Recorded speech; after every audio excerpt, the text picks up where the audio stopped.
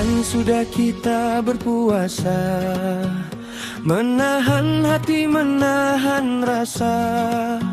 Ramadan pergi tinggalkan cahaya dalam jiwa yang penuh doa. Malam terakhir penuh harapan, takbir mulai berkumandang. Air mata jatuh perlahan mensyukuri ampunan Tuhan. Jika esok mentari bersinar, hari kemenangan pun datang. Hati yang dulu penuh beban kini terasa ringan. Selamat datang hari yang suci, hari kemenangan Idul Fitri.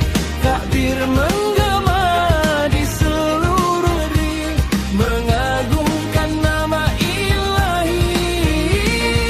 Kami kembali saling memaafkan, menghapus luka dan kesalahan. Dengan hati yang bersih dan tenang, kita sambut kemenangan.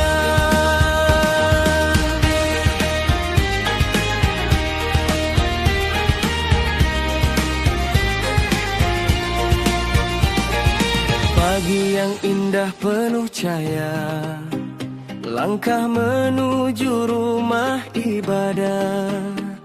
Doa terucap penuh bahagia, dalam sujud penuh rasa. Bersalaman penuh keikhlasan, tersenyum tanpa beban.